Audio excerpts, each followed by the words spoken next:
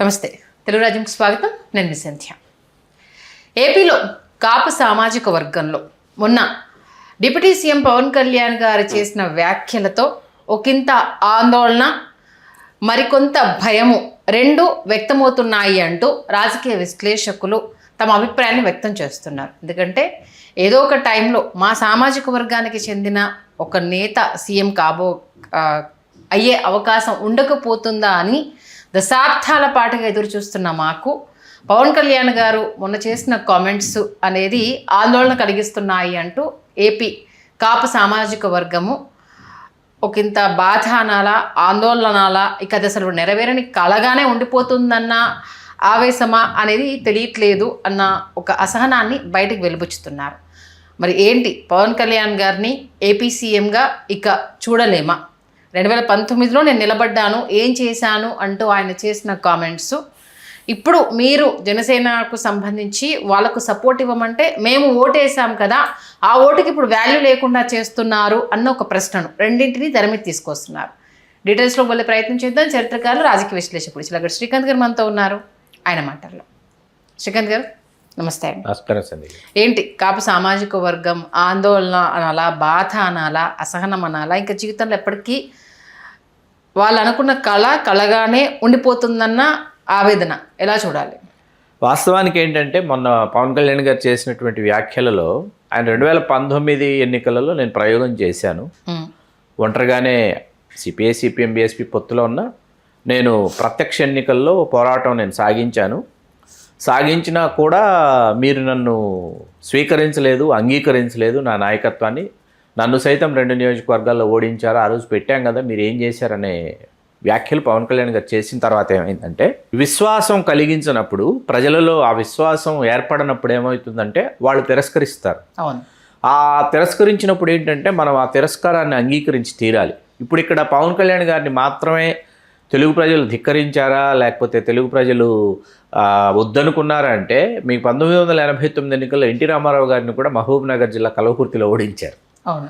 తిరస్కరించడమే, ఎందుకంటే విశ్వాసం కలిగించలేదు కాబట్టి తిరస్కరించారు. అట్లా మీకు చంద్రబాబు నాయుడు గారు కూడా సాక్షాత్ ఆయన కూడా 1982 ఎన్నికలు ఆయన చంద్రగిరి నియోజకవర్గంలో ఓడిపోయారు. ఆ తర్వాత ఇప్పటివరకు ఆయన జీవితంలో మళ్ళీ తిరిగి ఆయన సొంత నియోజకవర్గం చంద్రగిరి నియోజకవర్గానికి ఆయన వెళ్ళనే లేదు. కుప్పం నియోజకవర్గాన్ని నేను నియోజకవర్గంగా చేసుకున్నారు. సరే, మరి వైఎస్ విజయలక్ష్మి గారిని విశాఖ లోక్సభకు తీసుకొచ్చి నిలబెడితే అక్కడ కూడా ప్రజలు తిరస్కరించారు. ఆవిడని వాళ్ళు అంగీకరించలా. ఎందుకు రీసెంట్గా తెలంగాణ మాజీ ముఖ్యమంత్రిని, ప్రజెంట్ ముఖ్యమంత్రిని ఇద్దరిని వేరే వేరే చోట్ల పోటీ చేస్తూ ఓడించారు. ఇద్దరు ఒకే నియోజకవర్గంలో పోటీ చేశారు. ఇద్దరు ఒకే నియోజకవర్గంలో పోటీ చేస్తే ఇద్దరిని ఓడించినటువంటి సామాన్యుడు, ఒక సామాన్యుడి చేతిలో వాళ్ళిద్దరు ఓడిపోయారు. అంటే వాళ్ళ విశ్వాసం అక్కడ చొరగం లేదని అర్థం. అంతేగాని ఇప్పుడు ఇక్కడ దీన్ని ఏమంటారంటే, మీరు నన్ను ఆ రోజు అంగీకరించలేదు, మీరు నన్ను ఆ రోజు ఓడించారు, మీరు నా మీద ఆ రోజు మీకు ప్రేమ కలగలేదు, అభిమానం కలగలేదు అనడం నాకు ఒకంత అది రాజకీయ విశ్లేషకులకి చాలా అసహనం కలిగించాయి మాటలు. ఎందుకంటే మిమ్మల్ని సొంతం చేసుకోవడం, మిమ్మల్ని ప్రేమించడం, మిమ్మల్ని అభిమానించడం అంటే ఏంటంటే, మీరు పూర్తి స్థాయిలో మీరు ఆ విశ్వాసాన్ని కలిగించినప్పుడు మాత్రమే మిమ్మల్ని మీ నాయకత్వాన్ని అంగీకరిస్తారు. ఆ సమయానికి ఏంటంటే మీరు సిపిఐ సిపిఎం బిఎస్పితో పొత్తులో ఉన్నారని చెప్పి మీరు ఆ 40 స్థానాలు వాళ్ళకి కేటాయించి 135 స్థానాల్లో పోటీ చేస్తే 40 స్థానాల్లో పవన్ కళ్యాణ్ గారి సామాజిక వర్గానికి సంబంధించి ఒక్కరికి కూడా ఆ 40 నియోజకవర్గాల్లో అవకాశం ఇవ్వాలి.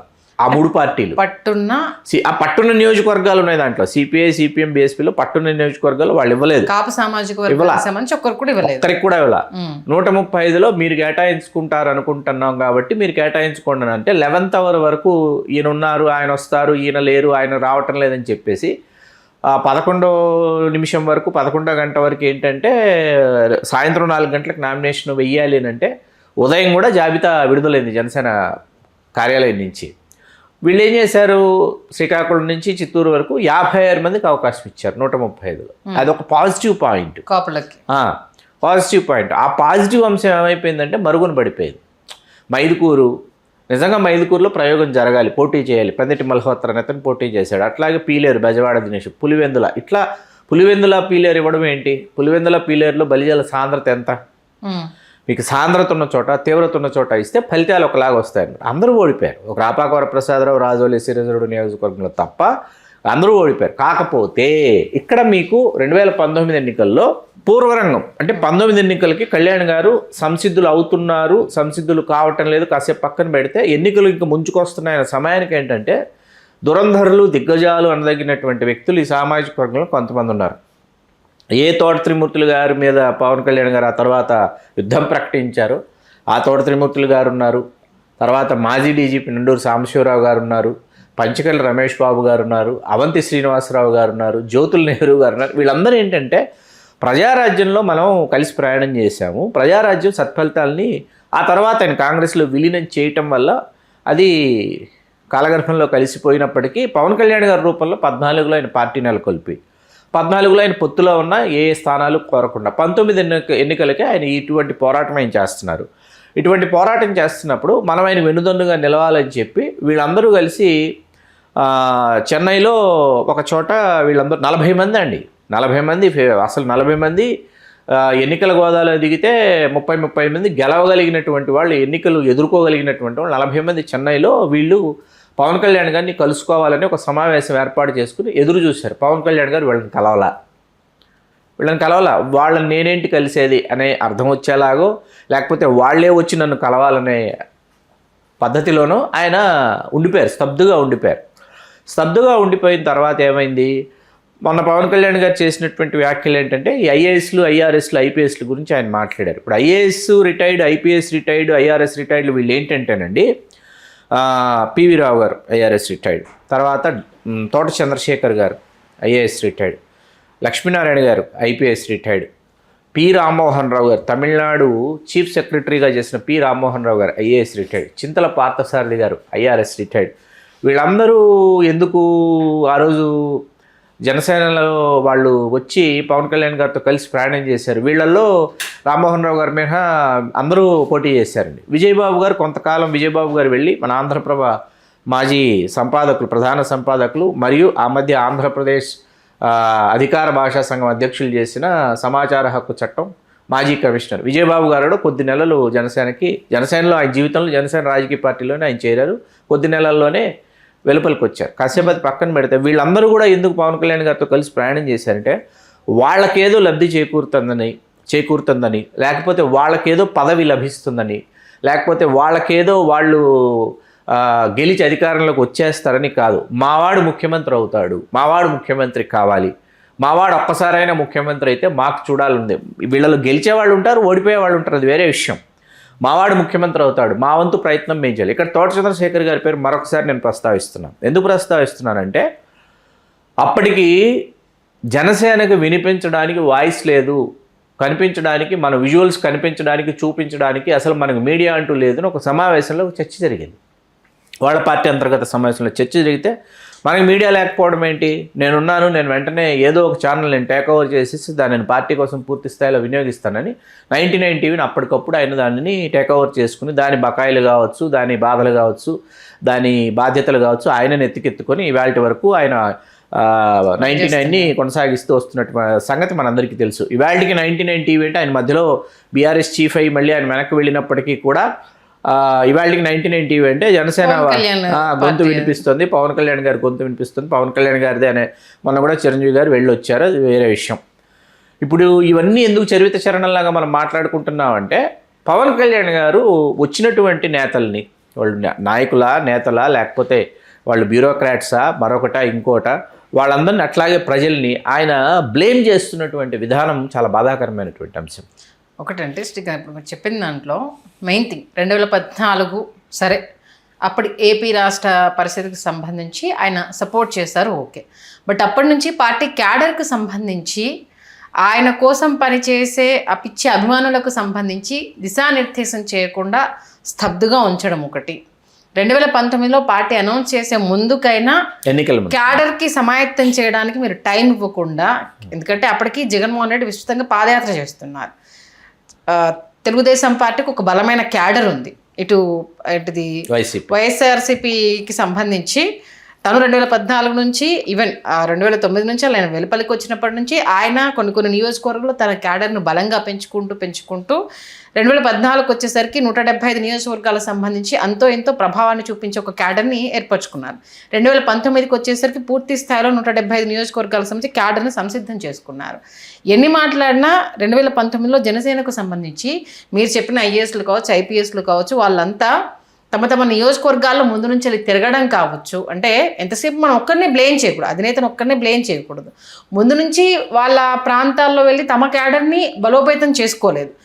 మీరు అన్నట్టు లాస్ట్ ఓవర్ 11th ఓవర్ అనేది అంటారు కదా, ఆ లాస్ట్ ఓవర్లో వెళ్ళేసి అప్పటికప్పుడు మేమే మీ నియోజకవర్గానికి సంబంధించి అని అంటే జనాలు ఎలా విశ్వసిస్తారు? ఎందుకు 2019లో ఆయన విస్తృతంగా పాదయాత్ర చేస్తున్నాడు జగన్మోహన్ రెడ్డి. ఇంకొక వైపు టీడీపీ తను బలంగా దూసుకెళ్లే ప్రయత్నం చేస్తుంది. అటు బీజేపీతో మొన్నటి వరకు పొత్తు పెట్టుకున్నారు. ఈయన 2 నాలుకలతోటి మొన్నటిదాకా ఆయన నెత్తికెత్తుకున్నారు, ప్రశ్నిస్తా అన్నారు. అప్పటిదాకా ప్రశ్నించలేదు.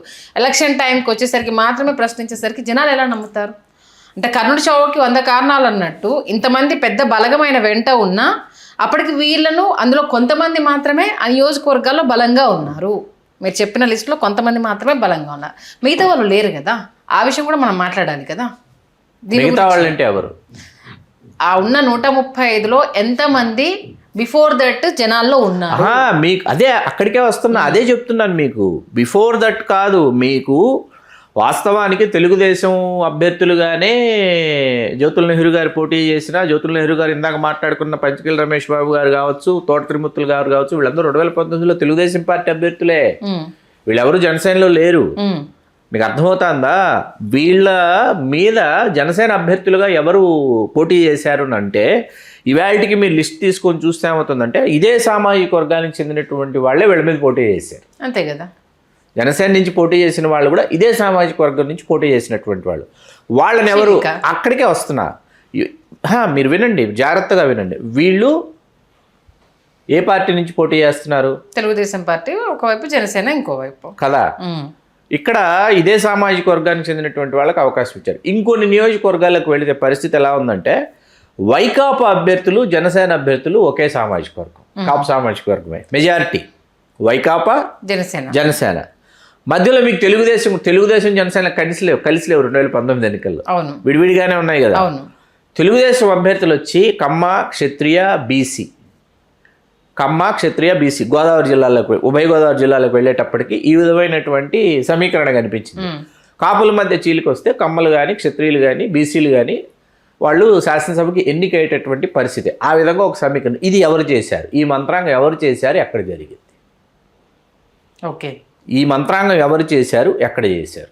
ఎందుకు చేశారు అన్నది 2019 ఎన్నికల్లో కూడా విడివిడిగా పోటీ చేసినప్పటికీ తెలుగుదేశం, జనసేన కలిసే ఉన్నాయి, ఒక్కటే అన్న విషయం ఇక్కడ స్పష్టం చేస్తున్నాం.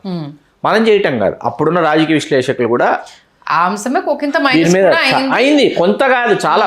చంద్రబాబు నాయుడు గారు సాక్షాత్తు గుంటూరు సభలో feel my love, Pawan Kalyan గెలిస్తే తప్పేంటి, మన గతంలో ఆయన మనకి మద్దతు ఇచ్చాడని ఆయనే అన్నారు చంద్రబాబు నాయుడు గారు. ఆ విజువల్స్ ఉన్నాయి, ఇవాళకి ఉన్నాయి, ఏది యూట్యూబ్లో చూస్తే.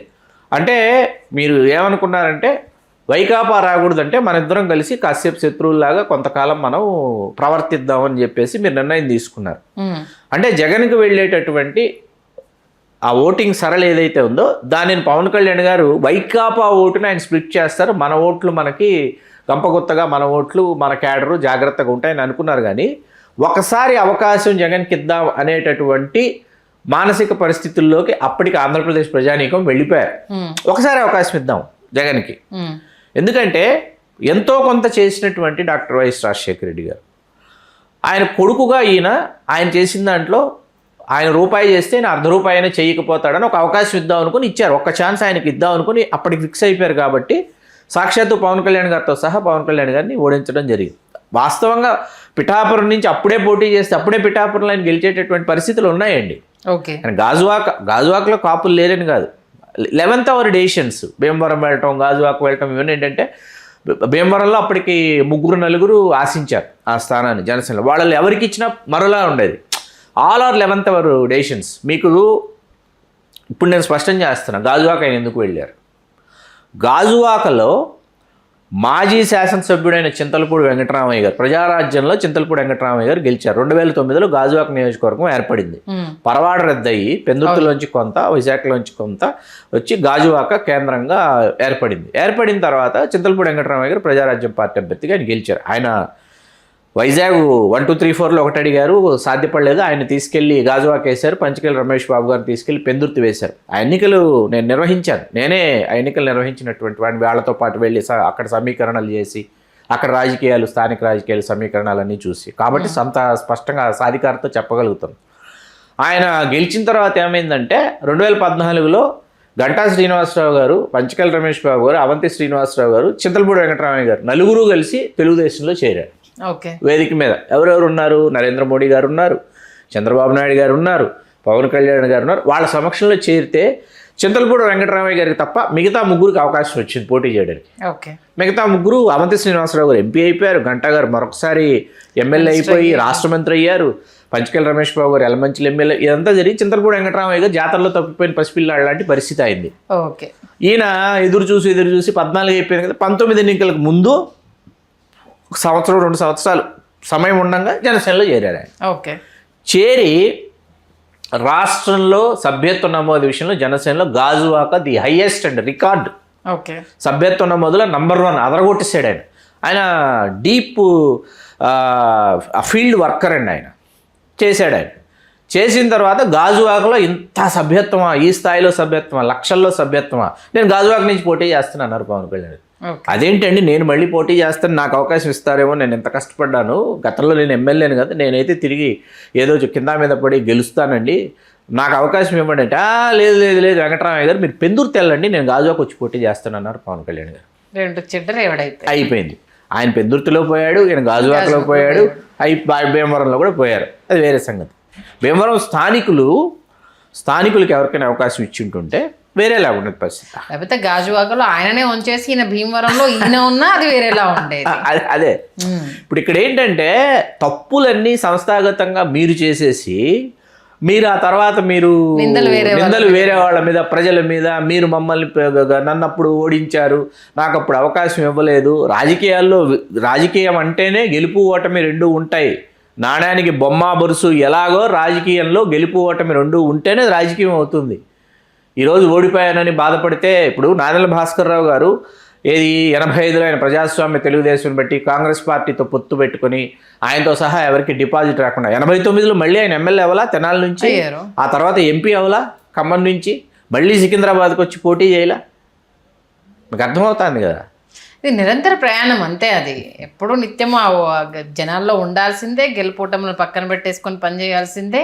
అది ఎప్పుడు హిట్ అవుతాం, ఎప్పుడు ఫట్ అవుతాం అని మనం చెప్పలేము అంతే. ముక్తాయింపు ఏంటంటే, మన భారత రాష్ట్రపతిగా చేసినటువంటి నీలం సంజీవ్ రెడ్డి గారు, మా అమ్మగారిది my mother's soil is Anantapuram district, అమ్మ వాళ్ళ మూలాలు అనంతపురం జిల్లాలో ఆయన ఓడిపోయి, నీలం సంజీవ్ రెడ్డి గారు ఓడిపోయి ఎవరి చేతిలో, సాక్షాత్తు బావ తరిమిల నాగిరెడ్డి గారి చేతిలో, సిపిఐ అభ్యర్థి చేతిలో, గోరంట్ల నియోజకవర్గం నుంచి ఓడిపోయి, ఆయన ఓడిపోయాను కదా అని అనంతపురం జిల్లాలోనే ఉండి ఉన్నట్లయితే నీలం సంజీవ్ రెడ్డి గారు రాష్ట్రపతి అయ్యేవారు కదా. ఆయన అక్కడి నుంచి మా చిత్తూరు జిల్లాకు వచ్చాడు, శ్రీకాళహస్తికి వచ్చి అక్కడ 2 సార్లు పోటీ చేసి 2 సార్లు గెలుపొంది, మొదటిసారి గెలుపొందిన వెంటనే ఆంధ్రప్రదేశ్ రాష్ట్రానికి ముఖ్యమంత్రి అయ్యి, మళ్ళా ఒకసారి ముఖ్యమంత్రి అయ్యి, మీకు అర్థమవుతుంది కదా. ఆ తర్వాత తీరిగ్గా నింపాదిగా హిందూపురం నియోజకవర్గానికి వచ్చి లోక్సభకి ఎంపికయ్యి, లోక్సభ స్పీకర్ అయ్యి, ఆ తర్వాత భారత రాష్ట్రపతి అయ్యి, ఇందిరాగాంధీ గారిని ధిక్కరించి, అర్థమవుతుంది కదా, జనతా పార్టీలోకి వచ్చి ఆయన చేసిన విన్యాసాలు అన్నీ కావు. ఆయన ఆ రోజు నేను ఒక్కసారి ఓడిపోయిన బావ చేతిలోని బాధపడి, ఈ ప్రజలు నన్ను తిరస్కరించారు, నన్ను గుర్తించలేదని అనుకుని ఉంటే భారత రాష్ట్రపతి అయ్యేవారు కాదు. ప్రజల్ని బ్లేమ్ చేస్తే అక్కడే కూర్చుని ఉంటే అంతే కదా. మీరు కూడా ఇవాళ అప్పుడు 2019లో జరిగిపోయిన దానికి ప్రజల్ని బ్లేమ్ చేస్తున్నారు. 2024లో మీకు పట్టం కట్టారు కదా, 21 అసెంబ్లీ నియోజకవర్గాల్లో జనసేనకి అద్భుతమైన ఫలితం ఇచ్చారు, 2 లోక్సభ నియోజకవర్గాల్లో ఫలితం ఇచ్చారు. మీరు సామాజిక వర్గం యొక్క you are the face of the society, you are the face of the party అని చెప్పి మిమ్మల్ని నమ్మి విశ్వసించి తెలుగుదేశం పార్టీని ఇవాళ కనీ విని ఎరుగిన విధంగా 135 స్థానాల్లో తెలుగుదేశం పార్టీ, 175లో ఆ పార్టీ అక్కడ విజయం సాధించేటటువంటి పరిస్థితులు జనసేన పొత్తులో ఉండగా సాధ్యమైంది కదా. మీకు 21కి 21 ఇచ్చారు కదా. అక్కడ టీడీపీ అన్ని స్థానాలు గెలిచింది అనడానికి అవునన్నా కాదన్నా కాపు సామాజిక వర్గం కాపు కాసింది అనేది వాస్తవం, అది ఎవరు కాదనలేని వాస్తవం. అది ఎందుకు మీరు దాంట్లో పొత్తులో భాగంగా సీఎంగా కనిపించకపోతారా, చూడకపోతామా అని మిమ్మల్ని ఒక చిన్న ఒక్కసారైనా ఆశ. ఆశ, ఖచ్చితంగా ఆశ ఆశ ఆశే. ఇప్పుడు మరి ఈ కామెంట్స్ రేపు ఎటువైపు దారితీసే అవకాశం ఉంది? ఎందుకంటే కాపు సామాజిక వర్గంలో ఒక ఇంత అసహనం వచ్చింది. అంటే వెంట నిలబడడానికి అని అంటే ఇప్పుడు ఇంకోవైపు వెళ్దామన్నా అటువైపు నుంచి కూడా, ఇప్పుడు వైఎస్ఆర్సీపీ నుంచి కూడా పెద్దగా ఇప్పుడు జగన్మోహన్ రెడ్డిని కాదని వైసీపీ లీడర్ ఎవరు ఆ స్థాయిలో ఎదగలేరు, ఎదిగే అవకాశం కూడా ఉండదు. అంటే వాళ్ళు కీ రోల్ పోషించవచ్చు, కానీ సీఎం అభ్యర్థిగా అంటే జగన్మోహన్ రెడ్డి తరపున సాధ్యం కాదు. మరి ఏంటి అది ఎప్పటికీ ఇంకా అలానే దశాబ్దాలు ఇంకా అలానే వెళ్ళిపోతుందా? చూడాలి ఏం జరుగుతుందో. ఓకే, ఎందుకంటే 15 సంవత్సరాలు పొత్తు కంటిన్యూ అవుతుందంటే పవన్ కళ్యాణ్ గారు స్టేట్మెంట్ స్పష్టం చేసేసారు ఆయన. మన సీఎం అభ్యర్థి చంద్రబాబు నాయుడు గారే అని చెప్పడము, ఈ మధ్యలో లోకేష్ గారు సీఎంగా అవతరిస్తారు అంటూ ఇంకొక వార్తలు స్ప్రెడ్ అవుతూ ఉండడం, మహానాడు తర్వాత అది జరగవచ్చు అనడము. అది జరిగితే మాత్రం కాపు సామాజిక వర్గంలో చాలా చాలా వ్యతిరేకత, దానికి సంబంధించి పవన్ వెంట నడిచే అవకాశం రెండు ఉండవు అనేసి అని అంటున్నారు. దీన్ని మనం అంటే ఓట్ స్ప్లిట్ అయ్యేటటువంటి అవకాశం ఉందండి. 2029 ఎన్నికల వరకు చంద్రబాబు నాయుడు గారు ముఖ్యమంత్రిగా ఉండి ఆ తర్వాత పొత్తు ధర్మంలో భాగంగా ఎన్నికలకు వెళతారు కాబట్టి 2.5 సంవత్సరాలు ముందస్తుగా జనసేన నుంచి పవన్ కళ్యాణ్ గారిని ముఖ్యమంత్రి చేస్తాము అని ప్రకటిస్తే ఖచ్చితంగా అధికారంలోకి వస్తారు. ఆ తర్వాత 2.5 సంవత్సరాలు నారా లోకేష్ గారిని ముఖ్యమంత్రిని చేసుకున్నా ప్రాబ్లం ఎవరికి అభ్యంతరం లేదు. వాళ్ళ పార్టీ వాళ్ళు చేసుకుంటారు, చేసుకోవాలి కూడా. ఎర్లీగా ఎన్నికల లోకేష్ గారిని సీఎం పీఠం మీద కూర్చోబెడితే ఏంటి పరిస్థితి? అవును, ఆయనకు మనకి 29 లోపే ఆయన ఒకసారి ఒక పర్యాయం ముఖ్యమంత్రి అయితే 2029 అదే ముందస్తు ఎన్నికలకి, అదే ముందస్తుగా ఫస్ట్ టర్మ్ ఏదైతే ఉంటుందో ఫస్ట్ 2.5 years పవన్ కళ్యాణ్ గారు ముఖ్యమంత్రి అని చెబితే ఖచ్చితంగా సానుకూల ఫలితాలు ఉంటాయి. ఓకే, అంటే 15 సంవత్సరాలు చంద్రబాబు గారే ఉంటారని చెప్పిన తర్వాత లోకేష్ చంద్రబాబు నాయుడు గారితో అంటే 15 సంవత్సరాల పాటు చంద్రబాబు నాయుడు గారు ముఖ్యమంత్రిగా ఉంటారు అని కాదు, 15 సంవత్సరాల పాటు పొత్తులో భాగంగా కొనసాగుతాము. ఇప్పటికి 60 సంవత్సరాలండి పవన్ కళ్యాణ్ గారికి. 60కి 6 పదులు 60కి చేరువవుతున్నారు, ఆయన షష్టి పూర్తికి చేరువవుతున్నారు. ఇంకో 15 సంవత్సరాలు అంటే 75 సంవత్సరాలు. మీకు అర్థమవుతుందా? అప్పటికి కార్యకర్తలకి, ద్వితీయ శ్రేణి నాయకులకి వాళ్ళకెంత వయసు వస్తుంది, వాళ్ళకెంత ఓపిక ఉంటుంది, వాళ్ళకి ఎంత పరుగు పెడతారన్నది మేము మాలాంటి వాళ్ళం పరుగు ఆపాము. పరుగు ఆపడం ఒక కళ. శోభన్ బాబు గారు చెప్పినట్టు, నటభూషణ శోభన్ బాబు గారు చెప్పినట్టు పరుగు ఆపడం ఒక కళ. మేము పరుగు ఆపాము. మేము ఎందుకు ఆపామో మాకు తెలుసు. మేము కింగ్స్ కాదు, మేము king makers. 2004 onwards, this is 2024, 2004 onwards, 2004, 2009, 2014, 2019, 2024 5 ఎన్నికలు మా నియోజకవర్గంలో ఎవరు శాసనసభ్యుడు కావాలో అన్నది నిర్ణయించేటటువంటి నిర్ణయాత్మక పాత్ర మాలాంటి వాళ్ళము నేను పోషిస్తున్నాను. నాతో పాటు చాలామంది క్రింద ఒక లేయర్ ఉంటుంది, ఆ లేయర్ కింద ఇంకో లేయర్స్లో వర్క్ చేస్తారు. అట్లా కొన్ని నియోజకవర్గాలు రాష్ట్ర వ్యాప్తంగా ఆంధ్రప్రదేశ్లో ఎక్కడ పోటీ ఇవ్వాలి, ఎందుకు పోటీ ఇవ్వాలి, ఏ సామాజిక వర్గం పోటీ ఇవ్వాలి, మీకు ప్రజారాజ్యంలో కీలకమైన పాత్ర నేను పోషిస్తున్న రోజు ఇప్పటివరకు నేను చెప్పలేదు. ఫస్ట్ టైం నేను రివీల్ చేస్తున్నాను. విశాఖ జిల్లాకు సంబంధించి ఒక గౌర సామాజిక వర్గానికి చెందిన బొడ్డేటి కాశీ విశ్వనాథం అనే అతన్ని ఫైండ్ అవుట్ చేసి, he's new to politics, he's fresh for politics, ఒక ఇంజనీరు, లేఅవుట్స్ డిజైన్ చేసుకున్నటువంటి ఇంజనీరు. ఈయన వస్తున్నారు. గౌర సామాజిక వర్గం అంటే అక్కడ విశాఖలో ఉన్నటువంటి కాపులందరూ వచ్చేసి కాపు సామాజిక వర్గం నుంచి అది చేయాలి, ఇది చేయాలి, పిక్ చేయాలి, వాళ్ళని చేయాలంటే నేను అన్న ఉమ్మడి విశాఖ జిల్లాలో కాపుల్ని కాసేపు పక్కన పెడితే ప్రధాన సామాజిక వర్గాలు ఏవేవి అని అడిగారు. మత్స్యకారులు, యాదవులు, గవర్లు, బ్రాహ్మణులు ప్రధానమైనటువంటి భూమికి పోషిస్తారు. ఈ 4 సామాజిక వర్గాల యొక్క మద్దతు కావాలి. చిరంజీవి గారు ఇదే సామాజిక వర్గం. రాజకీయ పార్టీ అంటే ఏంటి? మనం విజయనగరం వెళ్తే అక్కడ ఎవరున్నారు? ఒక కొప్పుల వెలమ కావాలి, ఒక తూర్పు కాపు కావాలి విజయనగరం వెళ్ళేటప్పటికి. ఎస్సీ ఎస్టీ నియోజకవర్గాలు ఎట్లాగూ ఉంటాయండి, అవి రిజర్వ్డ్ నియోజకవర్గాలు, అక్కడ వాళ్లే పోటీ చేయాలి. శ్రీకాకుళం వెళ్ళినాం, అక్కడ కాళింగులు కావాలి, పొలినాటి వెలమలు కావాలి, ఉత్తరాంధ్ర కాపులు ఉంటారు. ఏ సామాజిక వర్గాల్ని ఏ విధంగా పార్టీకి చేరువ చేస్తే ఈ పార్టీ బలోపేతం అవుతుందని అప్పుడే ఆలోచించినటువంటి వాళ్ళం. కానీ మేమెందుకు పరుగు ఆపామంటే, మీరు చాలా ముందుకు తీసుకెళ్తారు, చాలా బాగా పరిగెడతారు, మీరు ముఖ్యమంత్రి అవుతారని చాలామంది ఎదురు చూస్తున్నారు కాబట్టి, వాళ్ళతో పాటు మేము కూడా ఎదురు చూస్తున్నాం కాబట్టి. ఇప్పటికైనా అంటే ఇదైతే రైట్ టైం సార్, కాపుల దగ్గర నుంచి చూస్తాం. నెక్స్ట్ టైం 2029కి మీరు ఎవరినైనా చేసుకోండి. బట్ ఇప్పుడున్న ఈ అసహనం తగ్గాలి అని అంటే కమింగ్ డేస్లో సీఎం పవన్ కళ్యాణ్ గారు అన్న పేరు వింటే అది కూటమికి చాలా ప్లస్ అవుతుంది. వినకపోతే మాత్రము కాపుల్లో కంపల్సరీ ఆ చీలికైతే గ్యారంటీగా వస్తుంది. చూద్దాం మరి పవన్ కళ్యాణ్ గారు ఏ మేరకు ఈ కాపుల్లో వెలువెత్తుతున్న ఈ అంశం. ఎందుకంటే వాళ్ళు అవుతామని అన్నట్ల మీరు అవుతే మాకు హ్యాపీ అనేసి అని వాళ్ళు కోరుకుంటున్నారు. ఆ అవకాశం ఉంది కాబట్టి అది జరిగే లోపు రేపు రాజ్యసభ ఎంపికలో జనసేన నుంచి కాపుకు అవకాశం ఇవ్వాలి. రాజ్యసభ ఇద్దరు లోక్సభ సభ్యులు కాపులు కాబట్టి ఇద్దరిలో ఒకరు కేంద్ర మంత్రివర్గంలో ఉండాలి. అప్పుడు విశ్వాసం పెరుగుతుంది పవన్ కళ్యాణ్ గారి మీద. ఎవరున్నారు ఇప్పుడు? బాలశౌరి గారు ఉన్నారు, తంగెళ్ళ ఉదయ్ శ్రీనివాస్ గారు ఉన్నారు. ఇద్దరు లోక్సభ సభ్యులు ఒకరు జనసేన నుంచి కేంద్ర మంత్రి కావాలి. రాజ్యసభకి ఉన్నటువంటి ఒకే ఒక స్థానం జనసేనకి పెడుతున్నది కాపులకు అవకాశం ఇవ్వాలి. లింగమనేని రమేష్ ని తప్పించేసి కాదని ఇవ్వగలగాలి. ఓకే, చూద్దాం మరి ఎంతవరకు అది పాసిబుల్ అవుతుంది అనేది. మంచి విశ్లేషణ అందించారు. ధన్యవాదాలు శ్రీ. ధన్యవాదాలు సంధ్య గారు. హలో, తెలుగు రాజ్యం ఛానల్ చూస్తున్నారా? సామాజిక రాజకీయ జీవన చిత్రణే తెలుగు రాజ్యం. అతిశయోక్తులు అసత్యాలు ఉండవు. రాజకీయ కోణం కాదు, ప్రజా కోణమే కొలబద్ద. తెలుగు రాజ్యం వీక్షణ మీ ఉత్తమ అభిరుచికి నిదర్శనం.